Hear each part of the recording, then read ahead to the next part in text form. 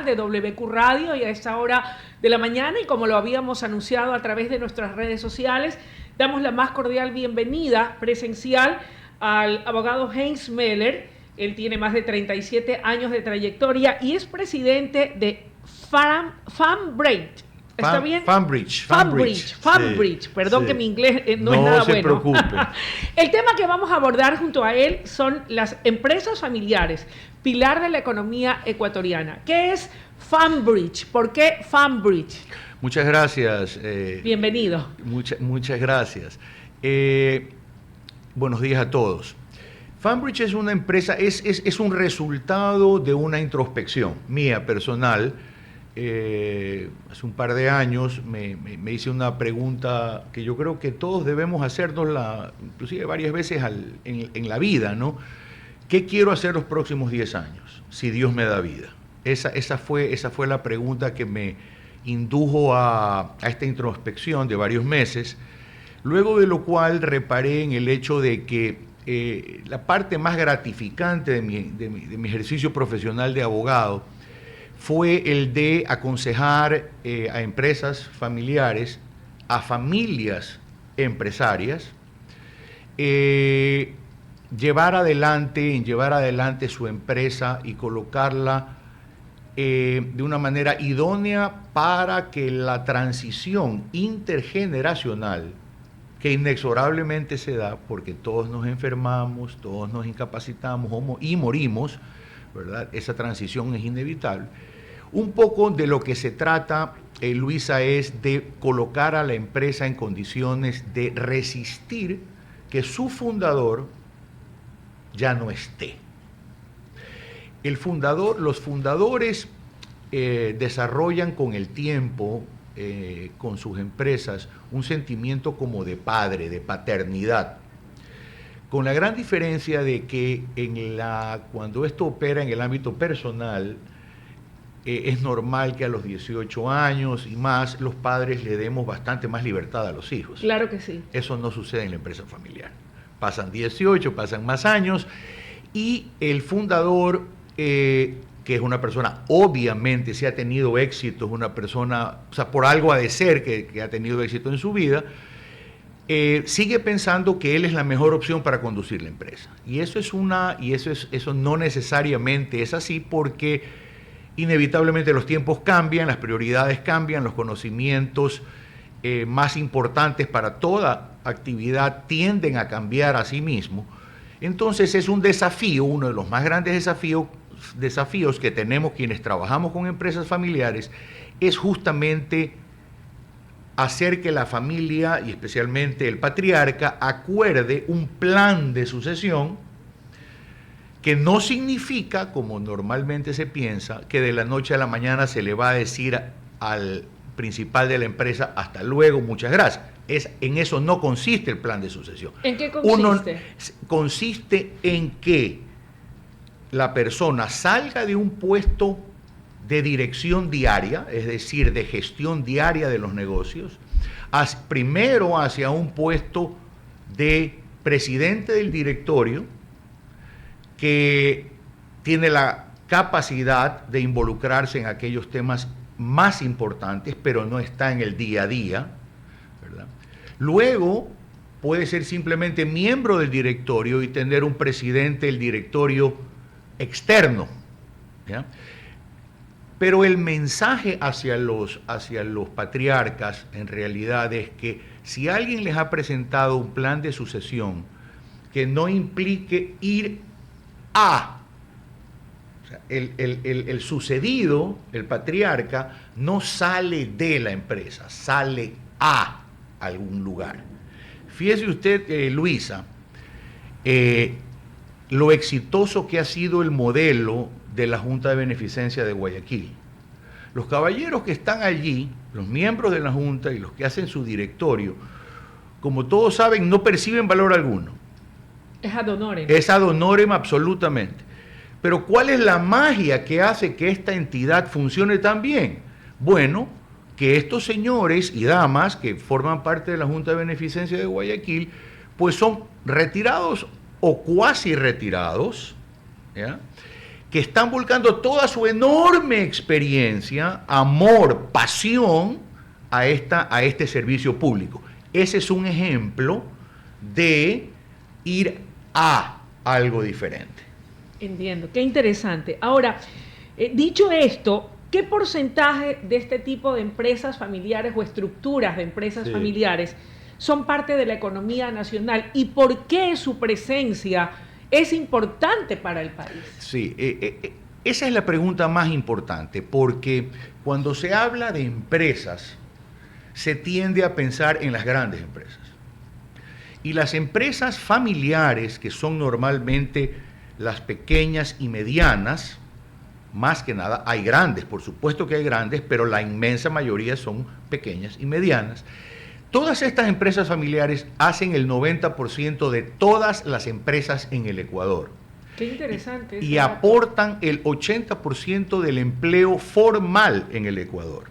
En consecuencia, cuando hablamos de empresas familiares, estamos hablando de la entidad del tejido social productivo de largo más importante para el país. Y en consecuencia, cuando uno tiene algo que vale, algo que aporta cuestiones favorables al país, como ya le voy a comentar un par, uno cuida lo que vale. En el Ecuador no se ha cuidado a la empresa familiar. Y eso quería preguntarle. ¿Por qué? Porque no ha tenido una entidad de representación propia como sucede en otros países, ¿ya? Las cámaras de la producción tienen sus propias agendas. No digo que sean egoístas, para nada, pero tienen sus propias agendas.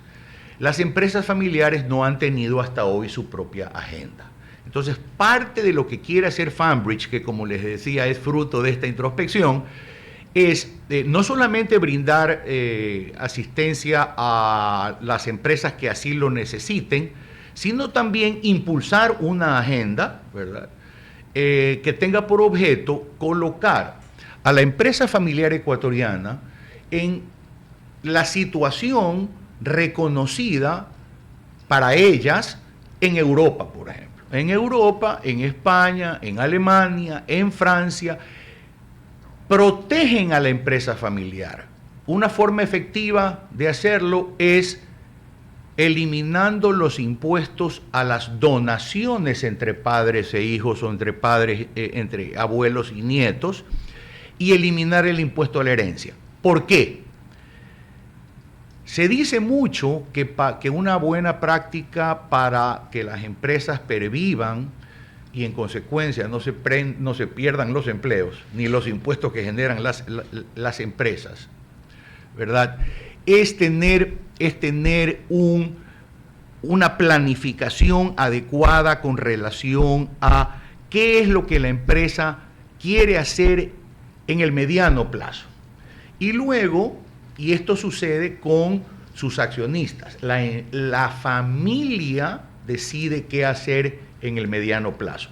No es ninguna persona que lo hace particularmente.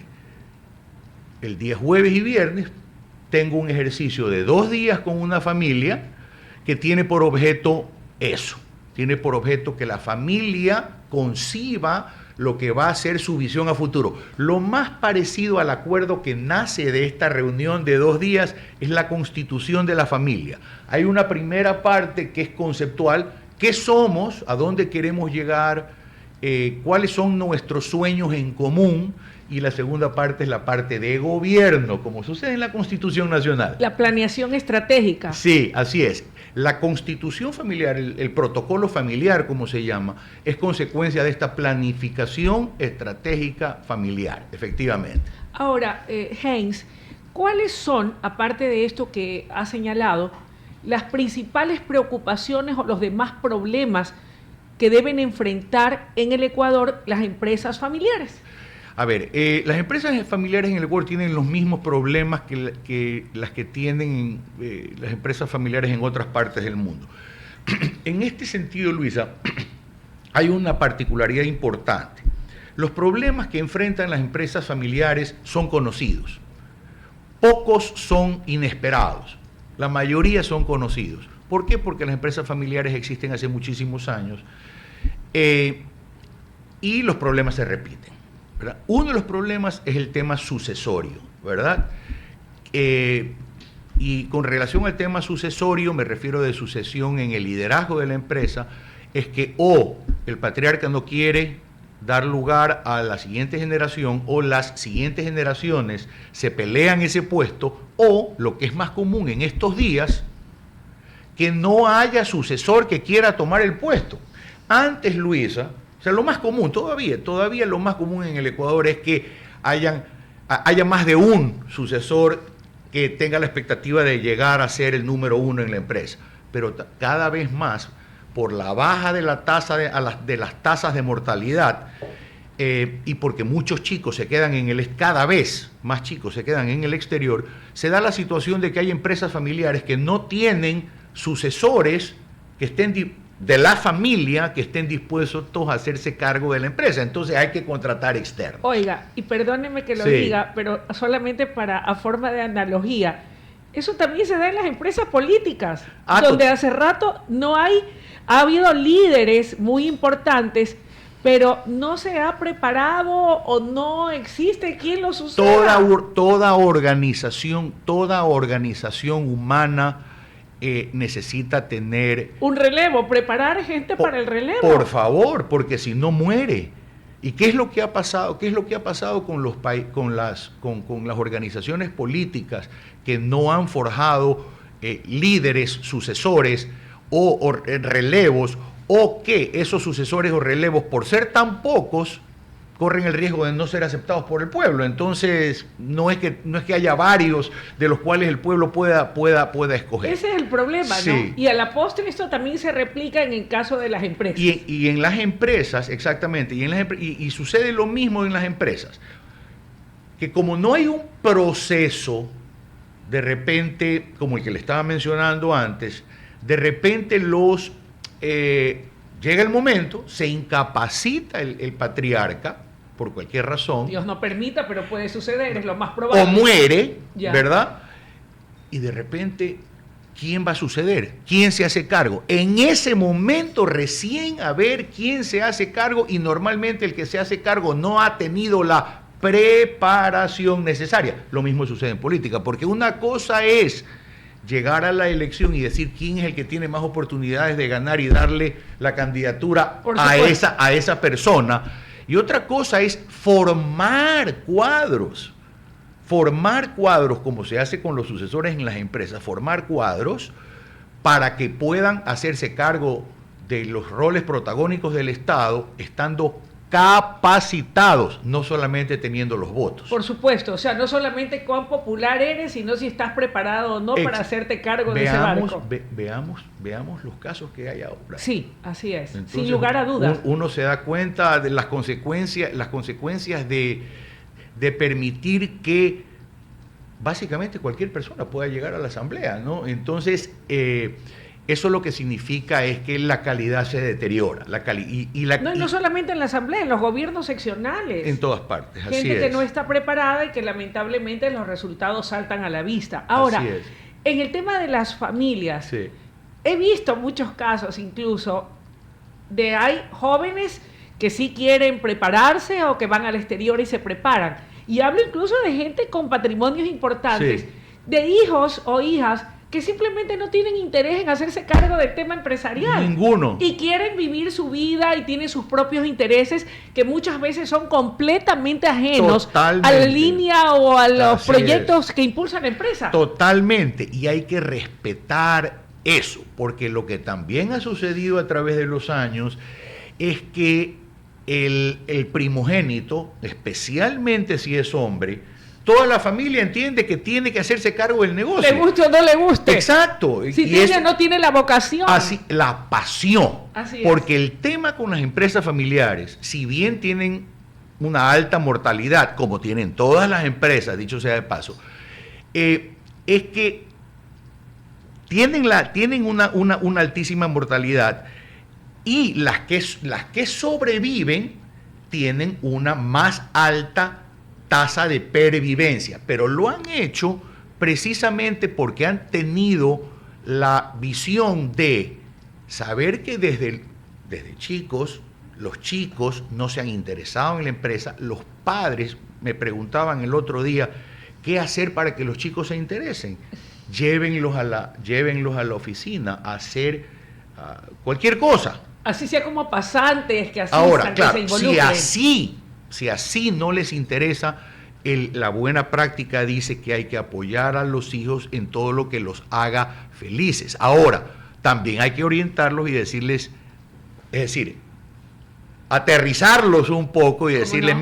mira, si tú quieres vivir de esto, entonces mira bien dónde lo haces, porque probablemente aquí en Guayaquil no puedas vivir de esto, pero de ninguna manera obligarlo, presionarlo a que ingrese en la empresa a nadie. Esa es la receta para el fracaso en realidad.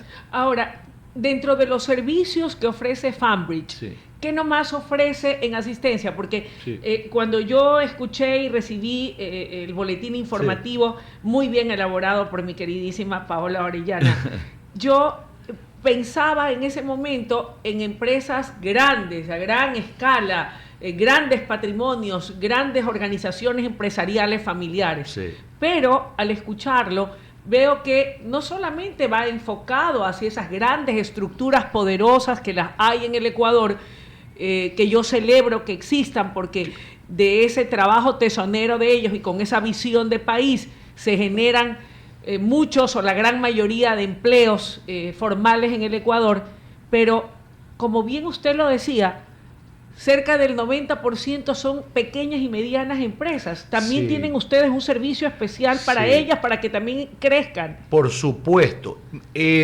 Como propósito, sí, es decir, ¿por qué estamos en esto?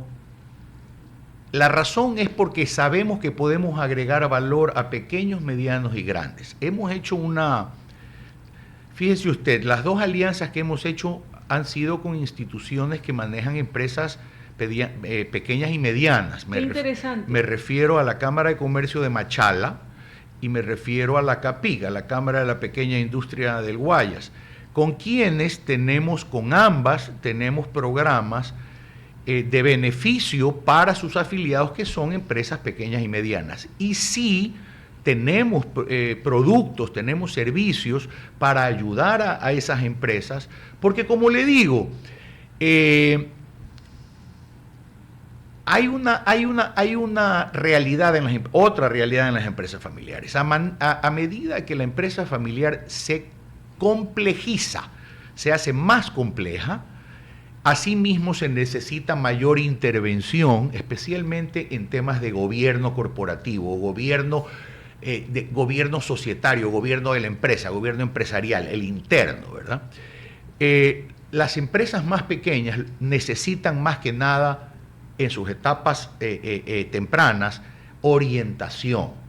No necesita de estructuras tan formales, tan cargadas, que pueden hacerlo sentir que están reuniéndose varias veces las mismas personas para otras cosas, para diferentes cosas, pero es difícil mantener esa dinámica. Entonces, los servicios y productos para empresas pequeñas y medianas, si bien atacan los mismos problemas, tienen una característica que los hace a la medida, si se quiere.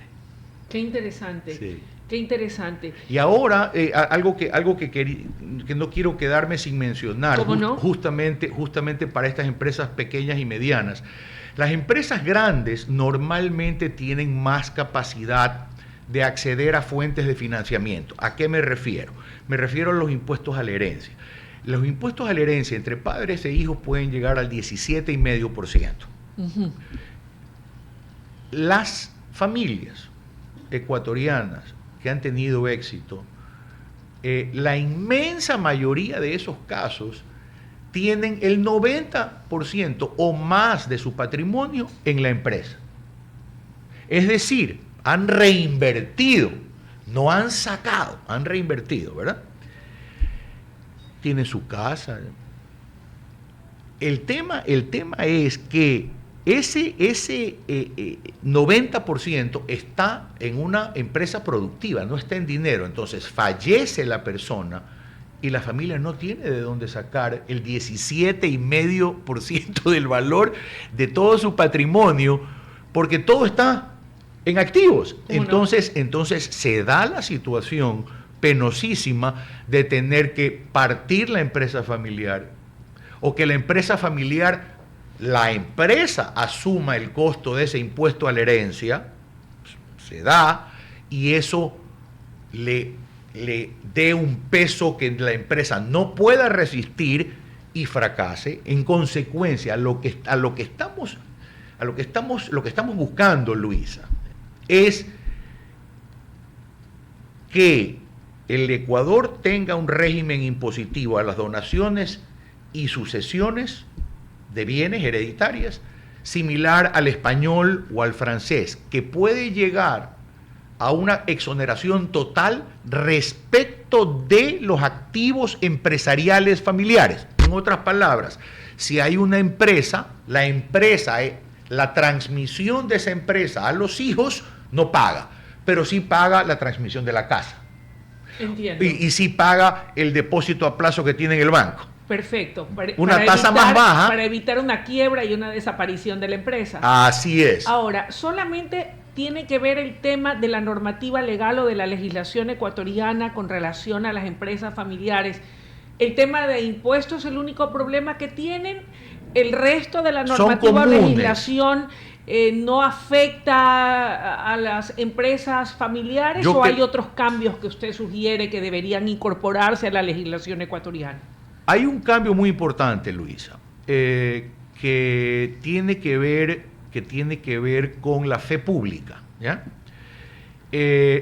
Las sociedades anónimas es un tipo de sociedad.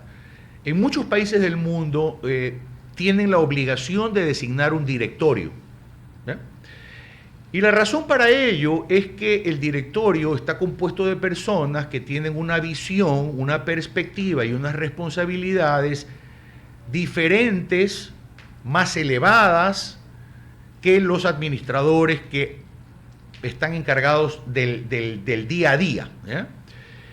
Muchas de estas sociedades anónimas tienen acceso al mercado de valores, emiten acciones para que se trancen en el mercado de valores, es decir, en las bolsas de valores, pero también emiten títulos de renta fija como obligaciones o papel comercial, pero ninguna de estas empresas tiene la obligación de nombrar un directorio.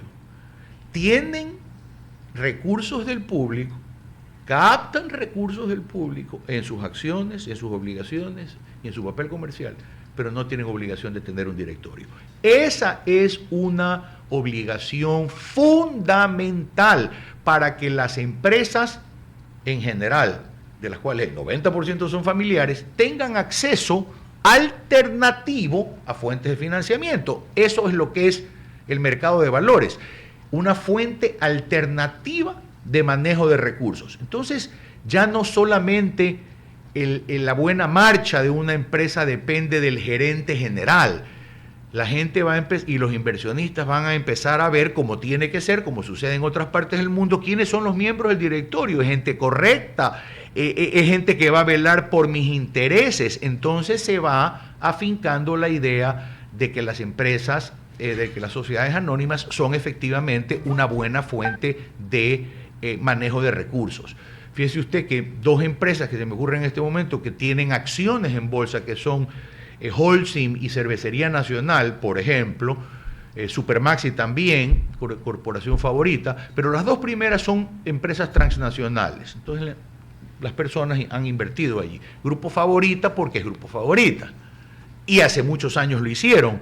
Pero las empresas familiares, especialmente las empresas familiares que cotizan en bolsa, cualquier título, necesitan de un directorio familiar para brindar a la ciudadanía, al mercado, mayores seguridades. Quiero finalizar la entrevista pidiéndole tal vez una opinión o un comentario sobre este tema que se viralizó en redes de lo que ocurrió de esta pareja romántica de dos altos ejecutivos y funcionarios que habían tenido un desliz, una relación de infidelidad. Y recientemente vi otro que creo que esos no estaban casados, pero simple y llanamente un alto ejecutivo también tenía un romance con una alta funcionaria, creo que era del área de recursos humanos. Lo vi. ¿Qué opinión le merece eso? ¿No? Porque a ratos muchos pudieran pensar, bueno, es la vida personal de cada quien, pero ya que usted está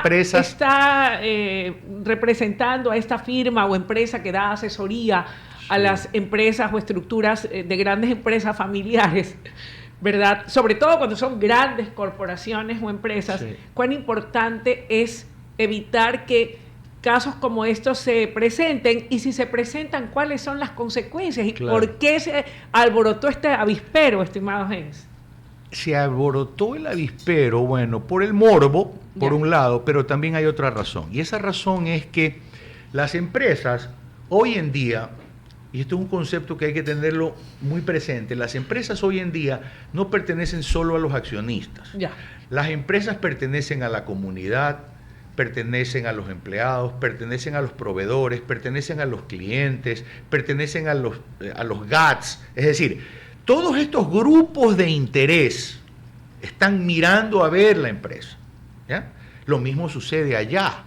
Entonces, el representante legal, como les decimos aquí, o el CEO, como se dice allá en Estados Unidos, son ejemplos.